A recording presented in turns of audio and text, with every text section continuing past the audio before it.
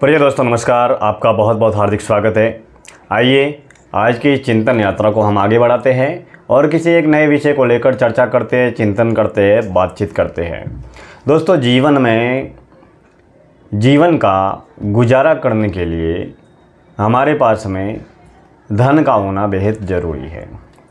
और अगर हम संपूर्ण जन्म और जीवन को लौकिक जगत पर संसार के कल्याण हेतु और अपनी आत्मा के आत्म कल्याण हेतु अगर हम अपने जीवन को सुखी, सफल, समृद्ध बनाना चाहते हैं तो जीवन में धंधे का, धन का, धर्म का और ध्यान का, इन सब का जीवन में होना बेहद ज़रूरी है। अगर हम धंधा करेंगे, व्यापार करेंगे तो धन की अमीरी को उपलब्ध होंगे और धन की अमीरी को उपलब्ध होने पर या धन की अमीरी को प्राप्त करने पर हम धन, साधन, वस्तु, पदार्थों के जरिए हम अपने जीवन को सुखी, सफल, सक्षम और संपन्न बना पाएंगे। क्योंकि आप और हम लौकिक, सांसारिक, पारिवारिक, व्यावसायिक, सामाजिक जीवन में हम अपने जीवन को जी रहे हैं। तो जीने के लिए, जीवन का गुजारा करने के लिए धन का होना बेहद आवश्यक है। क्योंकि बिना धन के हम जीवन में सुखी, सक्षम, सफल नहीं हो सकते। वो इसलिए नहीं हो सकते क्योंकि जीवन की तमाम ज़रूरतें, घर, परिवार, व्यापार, समाज, इस पदार्थवादी जगत में तमाम धन, साधन, वस्तु, पदार्थ को जुटाने के लिए, पाने के लिए, प्रयोग के लिए, उपयोग के लिए धन का होना बेहद आवश्यक है। तो अगर हमें जीवन में सत्य की राह पर आंतरिक, आध्यात्मिक, आत्म केंद्रित, आत्मा के आत्म कल्याण के लिए अगर हमें आगे बढ़ना है तो सबसे पहली कोशिश, प्राथमिक कोशिश, प्रथम कोशिश यही होनी चाहिए कि हम अपने जीवन में धन से सक्षम, संपन्न और सफल बनें। और धन कैसे आएगा? धन आता है धंधा करने से, व्यापार करने से।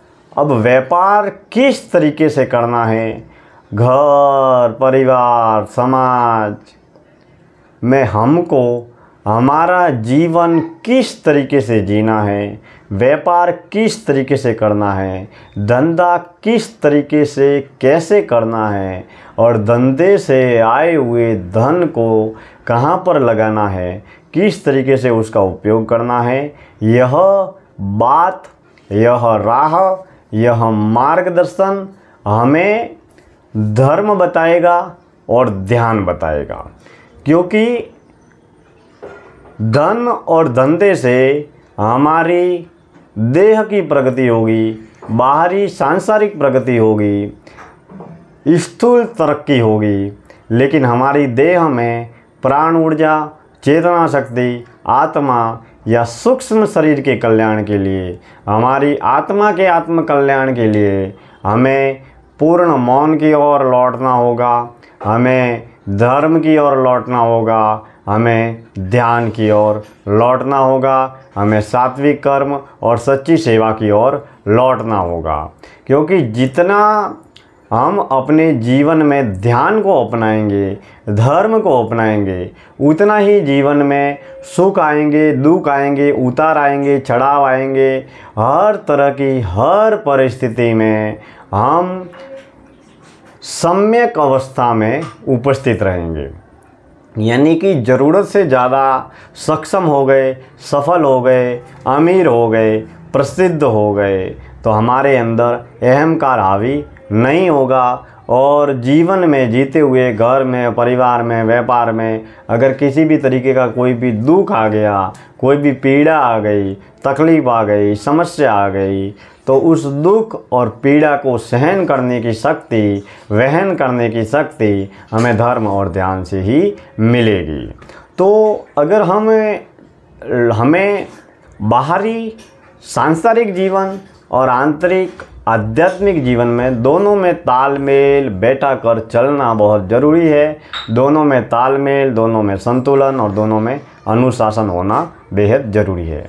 अक्सर हम धर्म, ध्यान, आध्यात्म की राह पर चलते वक्त हम धन, साधन, वस्तु, पदार्थ या अमीरी को नकारने लगते हैं, लेकिन जीवन का गुजारा करने के लिए यह एक अनिवार्य आवश्यकता है। और जितने हम आर्थिक रूप से सक्षम और सफल बनते हैं, उतने ही हम अपने जीवन में एक विशेष रूप से ऊर्जा को प्राप्त करते हैं। एक ऐसी ऊर्जा को प्राप्त करते हैं जिसके ज़रिए हम आसानी से अपने जीवन में सुखी भी होते हैं, सफल भी होते हैं, सक्षम भी होते हैं। किसी ने बहुत बढ़िया बात कही है कि भूखे पेट वजन नहीं होता। यानी कि अगर आपको अगर भोजन की भूख लगी है और उस समय अगर भक्ति की बात की जाए, भजन की बात की जाए, तो आप भजन, भक्ति, साधना नहीं कर पाएंगे, क्योंकि सबसे पहले आपको भोजन की भूख लगी है।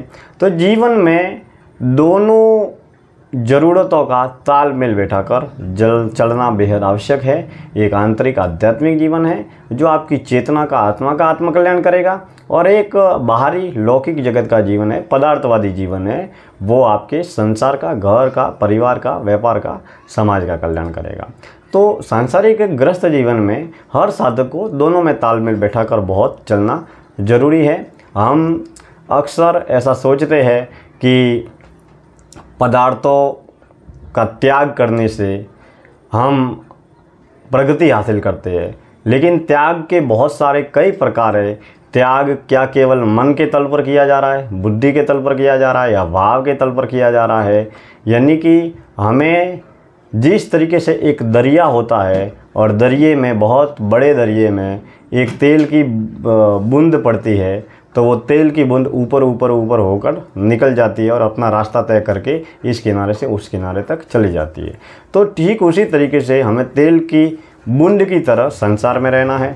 संसार का न तो विरोध करना है, न विवाद करना है, लेकिन संसार का विरोध या विवाद ना करते हुए हमें अपनी चेतना को, हमें अपने प्राण को, हमें हमारी याददाश्त को हर क्षण, हर पल सांसारिक, पारिवारिक, व्यावसायिक जीवन और किरदार का अभिनय करते हुए हमें सदैव ईश्वर की प्राप्ति, सत्य की राह पर चलने का सतत प्रयास करना है। और जब हम धर्म और ध्यान की राह पर चलते हैं तो हमें धंधा कैसे करना है, व्यापार कैसे करना है, धन कैसे कमाना है, और कमाए हुए धन को कहाँ पर किस तरीके से उपयोग करना है, उसकी भी समझ और बुद्धि स्वतः विकसित होगी। और अध्यात्म की राह पर जैसे जैसे हम आगे बढ़ते हैं, वैसे वैसे हमारे कर्म सात्विक होते हैं, विचार सात्विक होते हैं, सब कुछ जीवन में पवित्रता और सात्विकता का अद्भुत संचार होता है। आज की चिंतन यात्रा में इतनी बातें। कल हम किसी और नए विषय को लेकर चिंतन करेंगे, बातचीत करेंगे। आप सभी का बहुत बहुत धन्यवाद। हमारी इस चिंतन यात्रा से जुड़े रहे और आपके सुझावों का हम कमेंट्स में स्वागत करते हैं। धन्यवाद।